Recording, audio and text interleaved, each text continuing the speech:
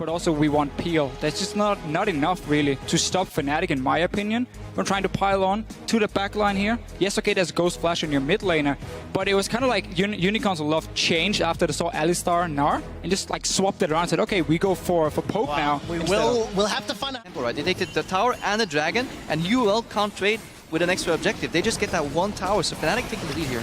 I definitely like this play, and I don't even think you care too much about the fact you only get a pickaxe, because Kalista, in order for her to be really lane dominant, she also wants that BF sword.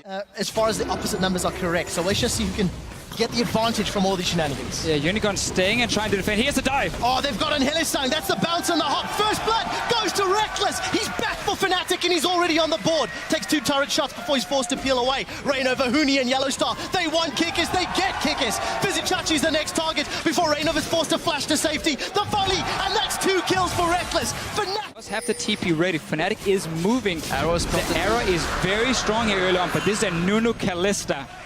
This dragon was like 2k HP. Might see some action, but it's second dragon for both teams. Not entirely sure. They're moving to the jungle though. Oh, Yellowstar, he does have that unbreakable. He decides to engage. That's a flash pulverize. He headbutts Power of Evil into Featherfit's hands, and Rainover knocks him right back in.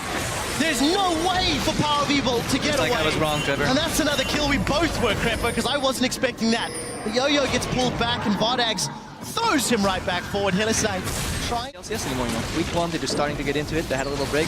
Hopefully, it'll get fixed. But also, it just seemed like in Champ Select that they had this plan on the first. Popping, he hops over the wall. Righteous Glory's going to give some speed here, but it's Fnatic are a little split up. Huni's about to go Mega Nars. Power of Evil has shredded down the cow. Now that's one victim from Fnatic. That's a 2-3-man Gnar against the wall. Huni's trying to do what he can as Featherfit has found Power of Evil. The stun lands onto Hylissang, but it's not enough. Featherfit has dropped Kikis' Nunu as Chachi will be the next victim. Fnatic turn it around. They've got 2 kills. The re-engage. Vardags has still a lot of HP and Power of Evil mana to play with. These towers they need. We saw last splits, teams would go passive once they were behind, but Unicorns, they went passive, but they charged up, you know, they waited for the right time to strike, and then they got objective. All out to the point that Unicorns of Love are now the ones making some aggressive plays. Rainover has gone for the flash body slam, but he's got caught out, he's stunned. Kikis is trying to do that absolute 0 for zone control, but it's Featherfit that's on the back line. Forced to distortion away. Now Rainover is down. The Enchanted Crystal Arrow catches Chachi, but Power of Evil and Vardags, the carries are locked up against the wall. Featherfit's got one more in the background as Kikis is down. Chachi's trying to zone away what he can, but that tree's not going to last long enough. Vardags trying to lifesteal off the Scuttle Crab as he tries to dance and hop himself away. Kog'Maw all the way to the bot lane, and once he got there, he realized that he actually had it in mid. I think this is a mistake by UOL. See what happens mid there. They're going on Kikis. We will find out. Rainover does find Kikis, and Kikis is obliterated by Featherfit. We do see Tibbus is knocked all the way back as Vardags has pulled Hylissang in. Hylissang unable to knock up more. Power of Evil is stuck on the side. He can't win his fight. He's trying to get further in. Power of Evil, as you said, on the Tribush right-hand side. We do see him throwing out their Void Ooze, but it's simply not enough.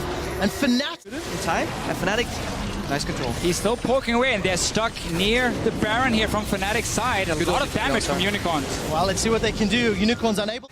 Baron, and then also the wave already pushing. Unicorns didn't go down to try and play it. They went mid lane and try and maybe take a dragon instead. They want the Constellation Dragon to at least avoid that 5th dragon coming out from Fnatic. But if that opens up your base... The base is going to open anyways with Baron. Well, Chachi's down. Power of Evil is caught out. The barrel's going to knock them away. The mid lane in a 1-3-1. Your mid lane is prone to getting grouped on, but 3 tanks there makes them really up. They're engaging. While sidestep from the Ashe, Yellowstar gets in. He manages to get a big knock-up. We'll see whether or not that Maokai is enough frontline. Now Featherfit's joined the fight. Hylissang, I think, flashed forward for that one. Instant QSF from Reckless, but the massive Gnar against the wall. Fnatic have just won the team fight thanks to Huni. 4 members of Unicorns of Love are down, and Fnatic are pushing through. Huni once again delivers for Fnatic. And this is actually all the QSS. I want to listen to the comms right here because I think UOL said, Hylissang said, guys, I got Reckless, flash Tibbers, I got him. He immediately cleansed out, and this dragged the entire Unicorns lineup forward, and they basically walked into Huni, smacked him into a wall. 20-second death time as Fnatic are going to set their sights on the Nexus. The only team that's been able to defend it a few times was Unicorns of Love, but it's not going to be enough this time round. Unicorns are down. Power of Evil's poking from the side. The Nexus is hammered away, and the Spring Split champions open up summer with a massive victory over the Unicorns of Love.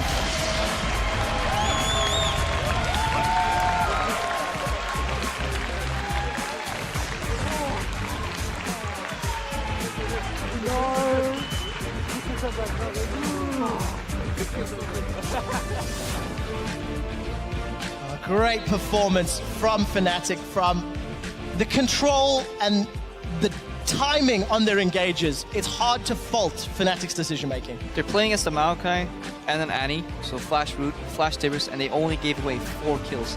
And that is really important. 15 to 4 for Fnatic here, and really good, you know, pacing, really good tempo, Yes. really good objective timing. Good League of Legends. And a whole new champion pool, I'm almost gonna say, for Huni showing up on this Gnar so well, because if you look at these fights, the coordination from Fnatic by sending in Rainover and Yellowstar first to buy time, they were always playing super patient with this Gnar here. We saw in the last fight, you talked about how they suddenly piled forward for Reckless, and that's where the flash ulti comes in for Huni that turns the entire fight around. I love the way to play with this frontline tank here.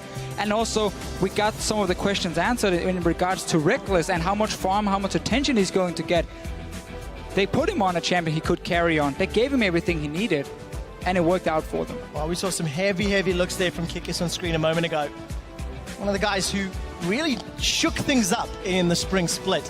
Put himself on the Nunu this game. We talked about how it was going to have little to no impact in the laning phase, and for a guy like Kikis who has the ability to put the game on his back, you have to go back to the drawing board. You have to talk about the team comp, the early game decision-making. Crap, but you wanted the 2v2 from that Kalista Annie, and it just... Even if you don't get the happened. 2v2, put the pressure so people have to react and match that strong Kalista at level 6, you know, or earlier levels even, you know, match somebody with it so you have even numbers and you can exploit that some champions are weaker in your early game. Fnatic really masked that weakness very well by putting more people around the top